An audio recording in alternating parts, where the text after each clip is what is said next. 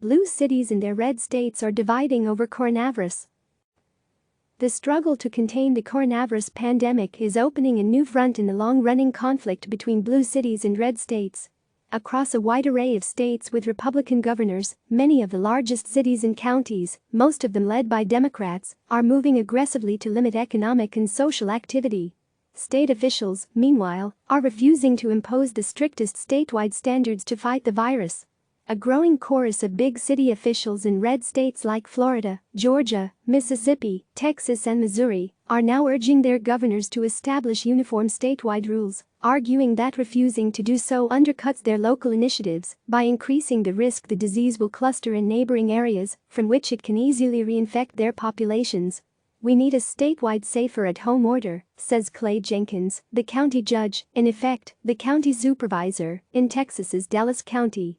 The refusal by Governor Greg Abbott to issue such a directive, Jenkins told me, in an argument echoed by many other municipal officials in red states, makes it more likely that we will run out of hospital beds and our curve will be steeper, more people will get sick at once. Likewise, Robin Tanhill, the mayor of Oxford, Mississippi, home of the University of Mississippi, told me in an interview that the absence of a statewide rule was undercutting their local efforts to control social interaction. "As we are a regional healthcare and shopping destination, we have people coming through from surrounding counties that are not imposing a stay-at-home order," she said. "When they come here, you don't know who you are passing in the Kroger or the Walmart. I think a statewide stay-at-home order is very necessary." The Republican governors most resisting statewide action have almost all argued that smaller counties should not face the same restrictions as larger ones. What may be right for places like the large urban areas may not be right at this particular point in time for the smaller counties with fewer cases, Abbott said last week. While echoing that logic, other GOP governors resisting calls for action from large cities have also cited more ideological arguments.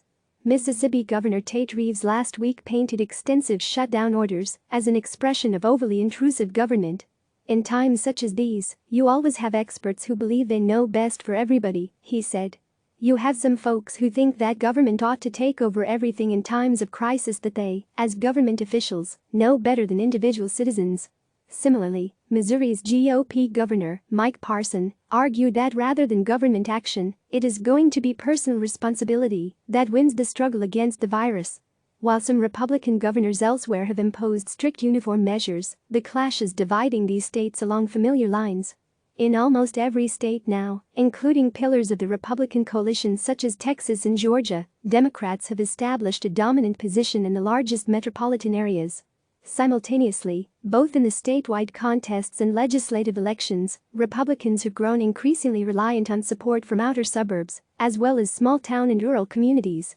As the two parties' geographic bases of support have separated so profoundly, conflicts have grown more common in states where the big cities now tilt toward Democrats, but the Republican dominance in small towns and rural communities, combined with continued competitiveness in suburban areas, still gives them the overall edge. The coronavirus is now pushing at that jagged divide, especially because it is now concentrated primarily in the largest population centers. It's just another manifestation of this very terrific polarization, the metros versus the non-metro areas, says Richard Murray, a University of Houston political scientist. Underlying it is the enormous demographic and economic divisions between them. Rural areas are less worried, though concern is rising about the outbreak in all areas of the country. The share of rural residents who say they are very worried about contracting the disease still lagged well behind a number in urban and suburban areas, in an ABC Washington Post poll released last week. Across many states with Republican governors, these diverging perspectives have contributed to sharp splits between the state's policies and those adopted by the largest population centers.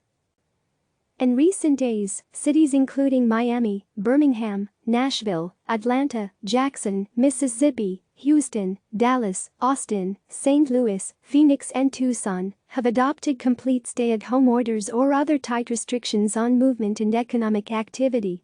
But in each case, their state governments, Florida, Alabama, Tennessee, Georgia, Mississippi, Texas, Missouri and Arizona, have resisted comparable statewide limits.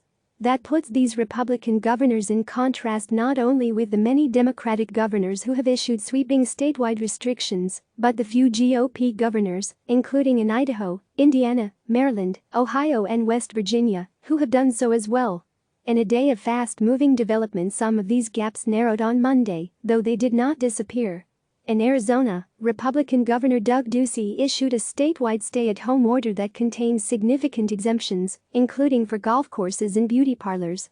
In Tennessee, Republican Governor Bill Lee issued a statewide stay-at-home advisory, though not a mandatory order. And in Florida, Republican Governor Ron DeSantis issued a stay-at-home order for just 4 populous counties in South Florida. As the coronavirus caseload rises in states across the country, the lack of statewide action is drawing more alarms from mayors and other municipal leaders, including some elected Republicans, in the red state's biggest metropolitan areas. Last week, for instance, the mayors of Dallas, Fort Worth and Arlington, the latter 2 Republicans, joined by the leaders of several local hospital systems, wrote Abbott to urge him to impose statewide restrictions. We believe a statewide approach to limiting non-essential business or commerce, rather than allowing a patchwork of regulations in neighboring cities and counties, is imperative to slowing the spread of COVID-19, which does not stop at county lines or city limits, they wrote. Likewise, a coalition of mayors from central Tennessee last week wrote Lee to urge statewide restrictions, as local medical leaders have proposed. We feel strongly that the quickest path to recovery is a uniform response to this challenge, wrote the mayor's group in a letter signed by Ken Moore, the mayor of Franklin, a fast-growing Nashville suburb. In Arizona, Ducey acted only after pointed criticism from the Democratic mayors of Phoenix and Tucson, and a letter earlier in the day, urging a statewide shutdown from a group of 9 mayors. Shortly after Ducey issued his order on Monday afternoon, Phoenix Mayor Kate Gallego wrote on Twitter, "This order is insufficient if he does not narrow his list of essential services. Essential services during number COVID-19 are not golf and beauty salons. They are first responders, grocers, pharmacists, and few others." A patchwork of rules generally, the red state mayors have said they understand that rural parts of their state may not require exactly the same restrictions as larger population centers. In Mississippi, Tan Hill, for instance, says very small communities without their own grocery stores might need to allow some restaurants to stay open to serve a few small groups at a time. In an interview last weekend, Miami Mayor Francis Suarez, who is himself recovering from a coronavirus infection, said he was not now worried about controlling travel to his area from distant rural parts of the state, where there is little infection. "Our bigger issue is getting people that are traveling from New York or traveling from abroad," Suarez told me. "I'm not really worrying about somebody traveling from Ocala, a city in central Florida." But Suarez, one of the few Republican mayors in the nation's largest cities, said he still preferred that DeSantis, a fellow Republican, issue a statewide stay-at-home rule because that would make it easier for him to coordinate policies with his own county of Miami-Dade and neighboring South Florida counties such as Broward. "Obviously, a statewide standard would make it easier because there doesn't have to be any debate or issue," he said this weekend. "I feel like I've been pulling the county to come along, and so that's been the frustration for me." On Monday morning, DeSantis, after resisting a statewide shutdown for days, shifted direction and took a middle course. He agreed to impose a common safer-at-home order on 4 southeast counties: Miami-Dade, Broward, Palm Beach and Monroe. Jenkins, the Dallas County executive and a Democrat, likewise said statewide action would provide more assurance that all of his neighboring counties in North Texas follow the same approach. "It requires hours of my day to be spent lobbying the various jurisdictions that have now enacted a Dallas County safer-at-home model," he says. "The difficulty of holding to a common front across North Texas without a statewide order will increase," Jenkins says, "if President Donald Trump, in fact, calls for reopening more economic activity sooner than public health experts prefer." Trump, after last week urging an early resumption of business, pivoted on Sunday to acknowledge social distancing measures would need to remain in place through April.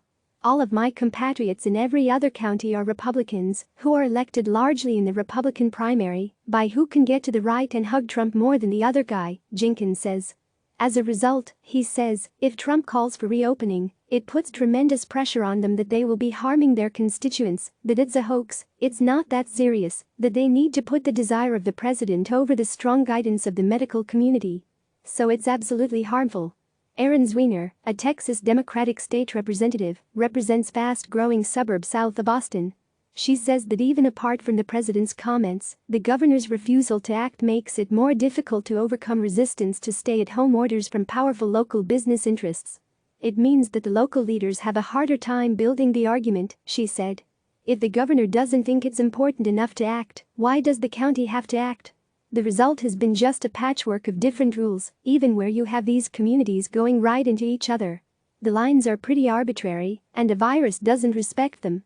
Reversing an argument in resisting statewide action, Republican governors such as Abbott in Texas, DeSantis in Florida, Brian Kemp in Georgia and Parson in Missouri have stressed above all the need for local flexibility in responding to the crisis.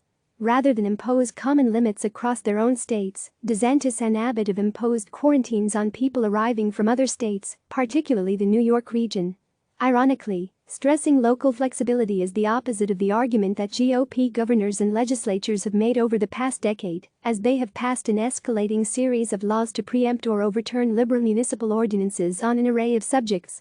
Richard Briffault, a professor at Columbia University Law School who studies state preemption efforts, says he nearly fell out of his chair when he heard Abbott call for local control in responding to the coronavirus because Texas has been among the most aggressive Republican-leaning states in preempting laws from Democratic-leaning cities over the past decade. In those red states, Republican legislators have typically argued for invalidating local ordinances on the grounds that there needs to be uniform statewide rules, Briffault says.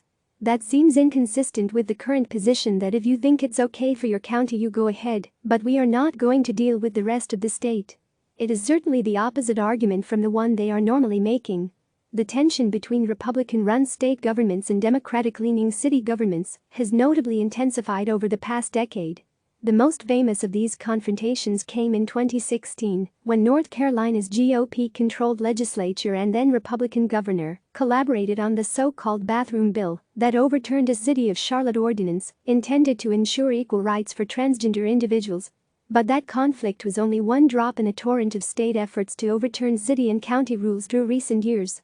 As Briffault documented in a 2018 Law Review article, states have acted to overturn a wide array of city policies, with the most common collisions occurring around municipal initiatives to raise the minimum wage, establish paid sick leave or family leave for workers, regulate gun sales and ownership, bar local rent control ordinances, establish environmental rules, such as bans on plastic bags, or limit cooperation with federal immigration enforcement. The preponderance of preemptive actions and proposals have been advanced by Republican-dominated state governments, embrace conservative economic and social causes, and respond to, and are designed to block, relatively progressive regulatory actions adopted by activist cities and counties, Briffault wrote in his Law Review article. The current struggle over responding to the coronavirus, in one respect, inverts this pattern of conflict. In this case, it's the blue cities and counties pleading for a statewide standard and the red governors touting regional variation. But in the larger sense, the pointed collision over enforcing social distancing extends the underlying dynamic now driving politics in so many GOP-leaning states. An intensifying struggle for control of each state's direction between major metropolitan areas that are growing more Democratic and a tenuous Republican majority that revolves around the outer suburbs and small towns beyond them. Click subscribe to receive the latest news.